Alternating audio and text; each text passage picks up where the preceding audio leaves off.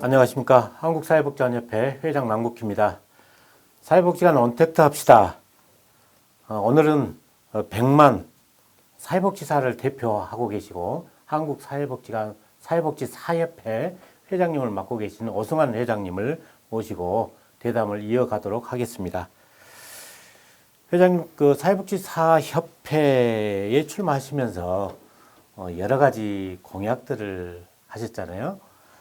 그런데 이 공약을 실천하는 내용 중에서 그걸 이끌어 가신다는 것이 굉장한 압박 내지는 책임감이라고 봐줄 수도 있는데요. 우리 회장님이 취임 이후에 이런 공약사항에 대해서 이루신 주요 내용이 있으시면 한번 말씀해 주시고, 또 반대로 혹시 아쉬웠던 거, 아직 실천하지 못하신 부분이 있으시면 말씀해 주시면 좋겠습니다.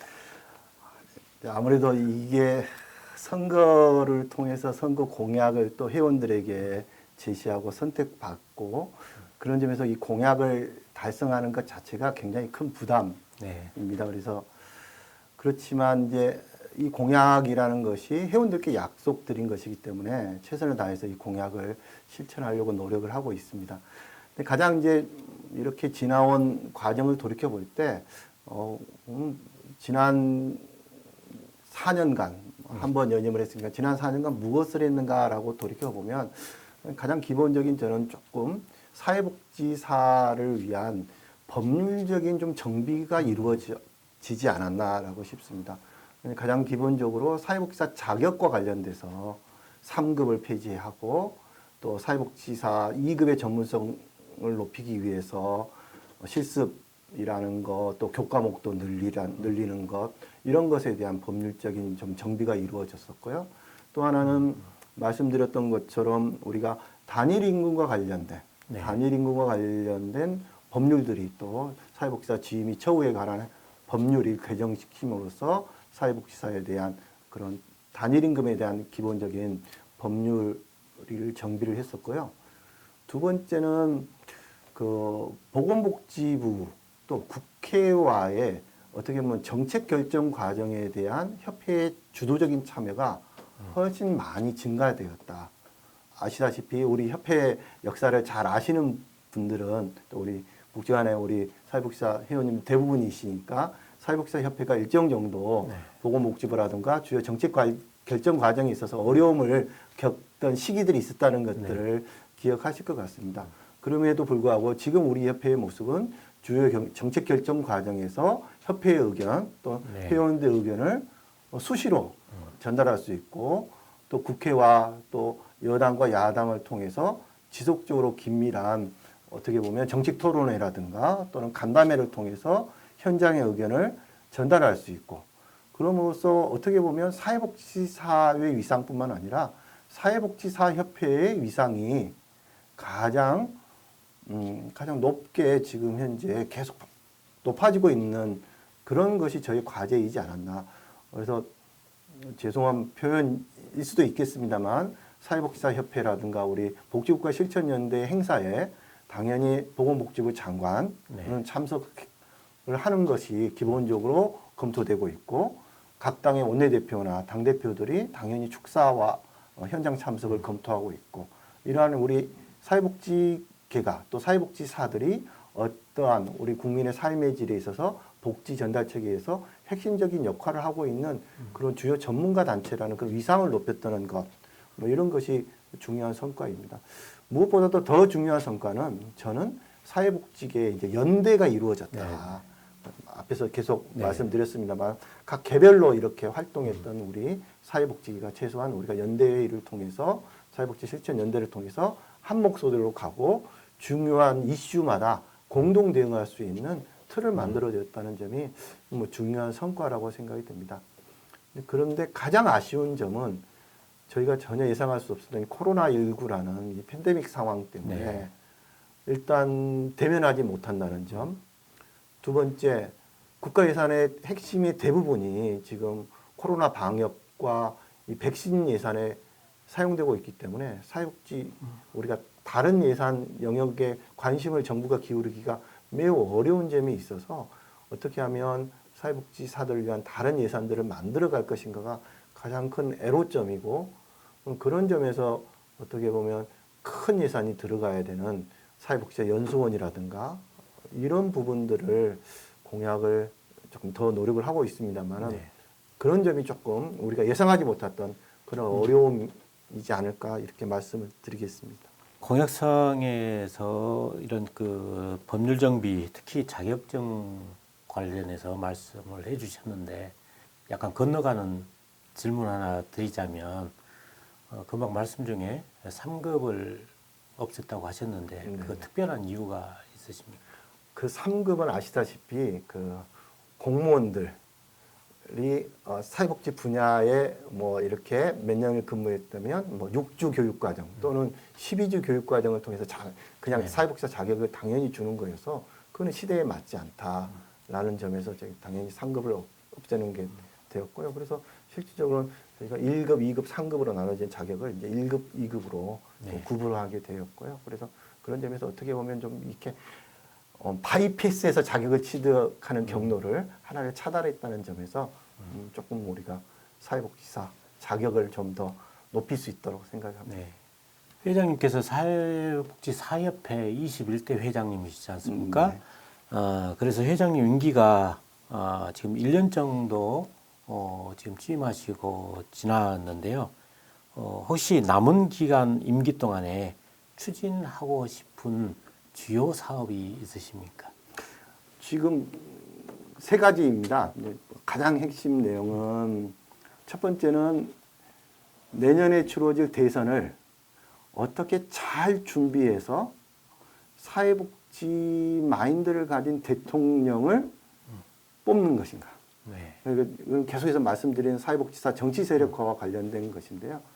우리가 지금까지 경험을 비춰 봤을 때 보건복지부를 설득하는 것도 굉장히 중요하지만 대통령의 국정 철학 그리고 네. 대통령의 집권 프레임에 사회복지 국가 책임제, 네. 복지예산 확대, 사회복지 서비스의 확대, 사회복지사 처우 개선이라는 국정과제가 되면 훨씬 더 이를 실행시키고 달성시키기가 쉽기 때문에 그 과정을 좀 올 한 해 우리가 좀 최선을 다해서 준비해서 내년에 치러질 대통령 선거에 이러한 것들을 이루어낼 수 있도록 하는 게 굉장히 중요한 핵심 정책이고요. 두 번째는 사회복지사 현장에 있어서 말씀드렸던 클라이언트의 폭력이라든가 사회복지 전담 공무원들이 민원으로부터 그런 여러 가지 뭐 불미스러운 행동을 좀 하기 위해서 사회복지사 또는 사회복지 기관에 근무하는 사회복지 인력들의 인권을 지킬 수 있는 인권센터, 물론 법안이 지금 발의가 되었습니다만 그게 통과가 되어서 최소한 광역자치단체에는 한 개소씩 설치할 수 있다면 굉장히 좋은 저희가 대안이 될 수 있을 거라고 생각을 하고요. 세 번째는 역시 단일 임금이라는 것들을 대통령 공약으로 실천하고 이걸 구체적으로 기재부의 예산 반영을 통해서 실천할 수 네. 있도록 해가는 것.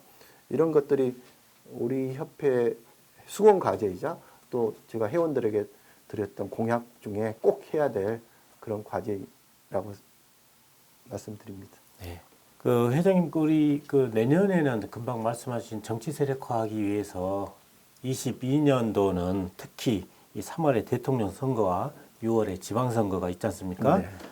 우리 개개인의 정치적 성향을 떠나서 우리 사회복지 정책은 물론 우리 사회복지사들의 위상과 처우에 이 대선과 지방선거가 굉장히 영향을 미치리라고 생각이 되어집니다. 이와 관련해서 우리 사협회에서 어떤 목표와 계획을 가지고 계시는지요? 우리 남 회장님도 저희 협회랑 같이 큰 꿈을 꾸셨지 않습니까? 우리가 2019년에 장충체육관에서 5천여 명의 사회복지사들이 모여서 정말 멋진 저희가 행사를 해서 그때 가졌던 큰 꿈이 5천 명은 너무 적다. 네. 우리가 10,000명, 네. 2만 명이 한번 모여보자. 그래서 저희가 올 하반기에 정말 2만 명이 모이는 대규모 행사를 꿈을 가지고 준비를 했었는데 이 코로나19라는 이 상황 때문에 그 꿈을 어떻게 보면 정말 어떻게 실현시켜야 될까 참 고민스럽습니다. 근데 그래서 실제로는 그 꿈을 저희가 실천하기 위해서는 이제는 온라인밖에 없다. 네. 온라인 또는 온오프라인 동시밖에 없다. 그래서 지난번 저희가 우리 사회복지사협회 창립 기념일 때 저희가 한번 연습을 한번 해봐서 우리가 그날 기념식에 각 당의 대표들로부터 축사도 받고 그런 행위를 했었는데요. 대선을 맞이해서 복지국가 실천연대를 저희가 구성했고 실천연대 안에 대선 특별위원회를 이미 구성을 했고 6월 저희가 10일 날 그 온라인으로 발대식을 이제 진행할 계획입니다. 그래서 그 대선 특별위원회를 통해서 대통령 후보로 출마하시는 분들과 정책 토론회 또는 어떻게 보면 이런 온라인을 뭐 대담 네. 이런 프로젝트를 통해서 회원들에게 그 대선 후보 출마자들의 공약을 알리고 그리고 사회복지사 회원들이 어떤 후보가 어떤 생각을 갖고 있고 말씀드렸던 것처럼 가장 복지적인 생각을 갖고 계신 후보가 누군지 이왕이면 저희가 그런 후보들을 개별로 또 선택할 수 있고 그리고 우리 협회를 중심으로 각 직능들이 연합한 우리 대선 특별위원회에서는 각 당 또는 각 후보들의 대선 공약들을 복지 공약들을 평가하고 회원들에게 알리고 그리고 어떤 후보와 우리가 정책 협약을 실시할 수 있을 것인가. 네.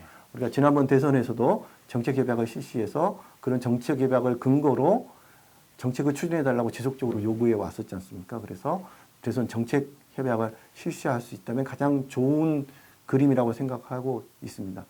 이번에 미국 대선에 아시다시피 바이든과 네. 트럼프의 아주 치열한 접전이지 않았습니까? 근데 재미있었던 게 미국 사회복지사협회가 페이스북을 통해서 뭐 공식 홈페이지는 아닙니다만 페이스북을 통해서 우리는 바이든을 지지한다라고 선언을 했습니다. 네. 물론 여러분이 잘 아시다시피 바이든의 둘째 딸이 사회복지사입니다. 그래서 실제로는 정신건강 사회복지사로서 지속적으로 활동해 왔고 뭐 그런 영향도 있었겠습니다만 미국 사회복지사협회가 사회복지사 윤리 강령에 따라서 어떤 후보가 복지적 정책을 제시하고 있고 우리 사회복지사 윤리 강령에 이야기했던 모든 국민들의 인권, 그다음 인권, 정의, 복지 이거를 실천할 수 있는 좋은 후보인가를 평가하고 네. 실질적으로 굉장히 위험한 판단이었겠습니다만 페이스북을 통해서 우리는 이 후보를 공식 지지합니다라고까지 홍보할 수 있었다는 점은 사회복지사협회가 중립성을 가져야 한다는 점에서 좀 시사점을 저에게 이런 좀 주었다고 생각이 듭니다. 그래서 네. 사회복지사협회가 그래서 중립성을 갖고 있지만 우리가 어떤 후보가 어떤 정책을 발표하고 그 정책이 어떻게 실현될 것인가는 우리 대선 특별위원회에서 회원들에게 또 각 직능을 통해서 직능에 속해 있는 각 우리 사회복지 인력들에게 충분히 설명하고 홍보하는 역할 그리고 그래서 더 좋은 복지 대통령을 뽑을 수 있도록 하는 그런 역할을 이번에 복지국가 실천연대와 우리 협회 또 복지관협회가 같이 해야 된다고 생각이 듭니다. 네. 대통령 선거나 지방선거를 통해서 우리 협회의 연대 활동을 통해서 앞으로 좋은 복지 대통령, 좋은 복지 정치인들이 많이 배출되었으면 하는 바람입니다. 또 이와 또 다른 문제입니다만은 최근에 우리 사회복지 현장에 노동 문제, 노동조합의 활성화 내지 노동조합에 대한 관심도가 상당히 높아지고 있는 현실입니다. 그래서 이 노동조합에 대한 어떤 목적이나 내용을 정확하게 숙지하는 개개인들의 노력도 물론 중요합니다만은 만약에 노동조합이 활성화가 된다면 우리 사회복지 사협회와 어떤 기능이나 역할이 중첩되는 부분들이 있으리라고 생각이 되어집니다. 그래서 이런 기능이 중첩되는 부분에서 나타날 수 있는데 이 중첩되는 영역에서 우리 사회복지 사협회가 해야 되는 주된 역할 내지는 서로 분담할 수 있는 관계가 어떻게 형성이 될지 한번 소개를 해주시면 좋겠습니다. 그러니까 우리가 이제 실질적으로 사회복지사 그러면 말씀드린 전문가인 동시에 노동자가 분명하거든요. 노동자로서 그리고 우리가 노동삼권이라는 것은 헌법에 규정된 가장 기본적인 권리이지 않습니까?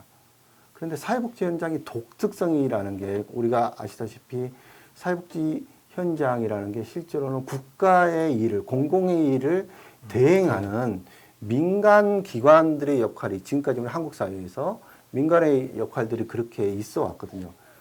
그리고 전통적으로 지금까지는 우리가 사회복지사 처우라는 그 부분들에 있어서 워낙 열악했고, 그래서 사회복지 현장에서는 노동조합이라는 활동을 통해서 사회복지사 처우 개선을 이야기한 것이 아니고, 어떻게 보면 우리 국민들이 가지고 있는 그 노동조합에 대한 부정적 인식 때문에 사회복지사 협회라는 전문가 단체를 통해서 처우 개선의 일을 추진해 왔었지 않습니까? 네. 그래서 저는 궁극적으로는 조금 역할을 분리할 필요가 있겠다. 네. 노동조합이 당연히 사회복지사가 임금 노동자이고 사회복지사가 노동자이라면 노동삼권의 권리를 실현한다는 점에서 노동조합을 당연히 설립해야 되는데, 그래서 그 노동조합을 통해서 처우 개선을 이야기하고, 그렇다면 사회복지사 협회는 전문가 단체로서 그러한 활동에 연합하고 사회복지사의 전문성을 위한 또 국민들의 삶의 질을 위한 활동들을 해가는 게 전문가 단체니까 네. 그런 역할들을 잘 융합해 가는 것이 필요하겠다. 그래서 현재는 이제 너무 노동조합이 그런 국민의 정서라든가 이런 것에서 조금 다른 방향으로 갔을 때 국민들이 비판하고 그런 것에 대한 조금 부정적 인식을 갖고 있다면 사회복지계의 노동조합이 그런 관점 외에 실제로 국민들을 위한 삶의 질을 위한 노력들을 해준다면, 그래서 사회복지사 협회와 저는 충분히 연대하고 네. 같이 발전해 갈 수 있겠다라는 생각이 있습니다. 그럼에도 불구하고 사회복지사들이 노동자라면 그러면 사회복지사의 고용주는 누구인가? 네. 이게 그 부분에 대해서 맹점입니다. 네. 실제로 국가인가 아니면 법인인가? 그런 점에서 실제로 이 부분은 우리 사회복지 현장과 우리 머리를 맞대고 다시 한번 고민해 봐야 될 그런 문제입니다. 네. 우리 한국사회복지사협회 회원 중에 우리 사회복지관에 종사하시는 분들이 거의 약 1만 명의 종사자가 있습니다. 이런 다양한 현장의 사회복지사들이 있지만 특히 우리 사회복지관과 사회복지관에 종사하시는 우리 종사자들의 위상이 우리 현재 사회복지사협회장의 위치에서 바라봤을 때 어느 정도라고 생각하시는지 한번. 이건 너무 내부적인 고백을 하시라고 그러는데, 사회복지사 협회의 핵심 참여자들이 우리 사회복지관 협회에 근무하시는 우리 사회복지사님이시죠. 전통적으로 우리 지역사회복지관의 역할 자체가 지역사회 활동과 또 이 연대 이런 것이었기 때문에 사회복지사 협회 활동에 주도적으로 참여해 주셨죠. 네. 그러다 보니까 지금 우리 지방회장님 중에 사회복지사 협회 회장님이 우리 강원도 회장님, 변영애 회장님, 네. 또 박일규 회장님, 네. 이렇게 뭐 전통적으로 또 이렇게 국전 회장님 계시고, 우리가 또 부회장, 우리 협회 부회장으로 변영 회장님도 와 계시고, 또 네. 서울의 심정원 회장님도 예. 국정원 심정원 회장님도 와 계시고, 또 우리 복지원협회 사무총장님도 우리 부회장님 오시니까 한국사회복지사협회 부회장 7분 중에 3분이 복지관 소속이라고 하면 네. 그만큼 물론 다른 직능도 있습니다만 사회복지관에 계시는 우리 사회복지사들이 주도적으로 참여해 주셨고, 저는 이제 더 다른 직능도 이렇게 확산해 주는 것이 필요하다. 네. 이렇게 생각이 듭니다. 우리 회장님께서는 그 현재 한국사회복지사협회 회장님이시기도 하고 또 사회복지 학계에 저명하신 학자이시기도 하고 특히 후배 양성에 굉장히 열의를 가지신 분 중에 한 분이라고 보아집니다. 그런 입장에서 우리 사회복지관의 발전에 있어서 제언을 해주신다면 학자 입장에서 또 사협회 회장으로서의 이런 제언을 한번 듣고 싶습니다. 뭐 저명한 학자는 아닌 것 같고요. 근데 가장 안타까웠던 부분이 저는 그렇게 생각합니다. 지금 실제로 전 세계에서 독특한 K복지 모델이 저는 종합사회복지관이라고 생각을 합니다. 우리가 인보관이라고 이야기를 네. 하지만 전 세계에서 인보관은 거의 사라져 버렸지만 한국에서는 인보관의 전통이 종합사회복지관으로 꽃을 피우고 있고 앞으로 저는 우리가 동아시아나 다른 지역에 이렇게 수출할 수 있다면 가장 기본적으로 종합사회복지관의 모델을 수출을 해야 된다고 생각을 하고 있거든요. 그런데 이 종합사회복지관의 가장 기본적인 활동의 뿌리가 되는 법적 기반이 너무 미흡하다. 그러니까 어떻게 보면 우리가 다른 직능의 다른 시설들은 각 개별법에 따라서 시설은 이러이러한 것들이 있다. 그 시설은 이렇다. 시설에는 이렇게 한다. 시설의 직능으로 무슨 협회를 둔다. 라고 명시되어 있는데 종합사회복지관은 우리가 사회복지사업법에 그냥 몇 줄 이렇게 언급되고 있어서 그러한 법적인 기반을 좀 명확히 하는 것이 필요하겠다. 그래서 우리가 사회복지사업법에 재가복지 그러면 그 재가복지의 핵심 주체로서 종합사회복지관의 장을 만들어서 종합사회복지관은 이러이러한 역할을 한다. 종합사회복지관의 기능은 이렇게 된다. 인력은 어떻게 된다. 그러한 종합사회복지관에서 가장 핵심적인 지역사회 통합돌봄의 기능을 한다. 종합사회복지관에서 소위 말하는 민간전달체계의 통합 역할 또는 사례관리의 핵심 중추 역할을 한다. 이렇게 좀 규정을 했으면 좋겠습니다. 일례로 이렇습니다. 우리 협회도 그렇습니다만 사회복지사업법에 사회복지사의 역할은 이런 역할이다라고 규정을 한 게 30년 전입니다. 네. 그런데 그 업무 중에 이렇게 되어 있습니다. 사회복지를 필요로 하는 사람들의 상담 업무, 사회복지 시설 거주자의 생활지도 업무, 그다음 프로그램 개발 업무. 근데 사회복지사의 업무 중에 우리가 요즘 사례관리 업무, 지역사회 자원개발 업무, 통합돌봄 엄청나게 많은 역할들을 규정하지 못하고 있거든요. 그와 마찬가지로 종합사회복지관도 이런 법률적인 조항들을 만들어가고 또 다행히 이런 법안들이 지금 국회에 제출되고 있어서 네. 우리 협회도 복지관협회와 함께 이런 법안 통과에 노력하겠습니다. 마지막으로 이 사협회 회장님으로서 우리 종사자들이 대부분 사회복지사들이지 않습니까? 우리 사회복지사들에게 한 말씀. 특별히 지금 우리 이렇게 사회복지사 협회 활동의 근간이 되신 우리 사회복지관에 근무하신 우리 회원 여러분께 다시 한번 감사의 말씀을 드립니다. 여러분들이 함께 해주셔서 또 사회복지사 협회가 이렇게 발전해 올 수 있었고 또 여러분의 활동이 국민들에게 사회복지의 인식을 높이는 데 큰 역할을 해 주셨습니다.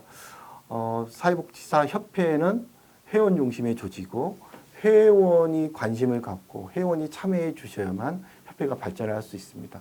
그동안 그렇게 해주셨던 것처럼 앞으로도 지속적으로 각 지방협회 또 전국협회에 관심을 가져주시고 또 종합사회복지관협회에서 추구하는 그런 정책 방향과 사회복지사협회가 추구하는 정책 방향이 제가 봤을 때 크게 다르지 않기 때문에 종합사회복지관협회 활동이 더 발전된다면 우리 사회복지사협회의 발전도 이루어질 것이라고 생각됩니다. 그래서 우리 종합사회복지관 내에서 열심히 활동해 주시는 것, 그것도 굉장히 중요한 일이고, 그걸 조금 더 확장해서 지역사회와 조금 더 이제 연대 활동에도 더 적극적으로 참여해 주시고, 저는 최근 들어서 우리 젊은 20대 또 30대 초반의 젊은 사회복지사들이 더 적극적으로 이런 활동에 참여해 주시기를 사회복지사 협회 회장으로서 부탁드리고 또 우리 종합사회복지관에 근무하시는 우리 모든 회원 여러분의 건승을 빕니다. 네, 고맙습니다. 사회복지관 언택트 합시다. 오늘은 100만의 사회복지사를 대표하고 계시는 한국사회복지사협회 오승환 회장님과 함께 했습니다. 회장님 오늘 귀한 시간 내주셔서 감사합니다. 찾아주셔서 고맙습니다.